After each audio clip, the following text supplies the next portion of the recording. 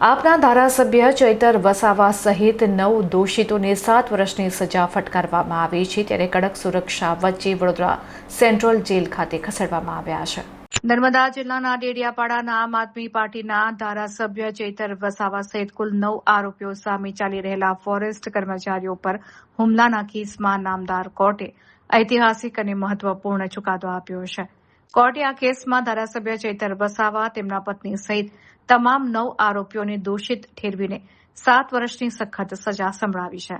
કોર્ટના આ કડક નિર્ણયને પગલે રાજ્યના રાજકીય વર્તુળોમાં ભારે ચર્ચા અને ખળભળાટ મચી ગયો છે.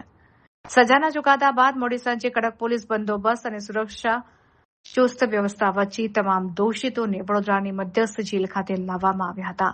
કોઈપણ પ્રકારની અનિચ્છનીય ઘટના ન બને તે માટે જેલ પરિસરની બહાર ક્રાઇમ બ્રાન્ચ, રાવપુરા પોલીસ સહિતનો વિશાળ પોલીસ કાફલો ખડકી દેવામાં આવ્યો હતો. તમામ કાયદાકીય પ્રક્રિયાઓ પૂર્ણ કર્યા બાદ આરોપીઓને જેલ હવાલે કરાયા હતા. આ દરમિયાન સજા પામેલા એક મહિલા આરોપી તેમના માસૂમ સંતાન સાથે જેલ પરિસરમાં પહોંચતા ભારે કરુણ અને માનવીય સંવેદનાઓને સ્પર્શતા દ્રશ્યો સર્જાયા હતા. ફોરેસ્ટ વિભાગના કર્મચારીઓ પર થયેલા જીવલેણ હુમલા અને ધાકધમકીના આ હાઈ પ્રોફાઇલ કેસનો ચુકાદો આવતા જ હવે કાયદાકીય અને રાજકીય મોરચે આ મુદ્દો સમગ્ર રાજ્યમાં ભારે ચર્ચાનું કેન્દ્ર બન્યો છે.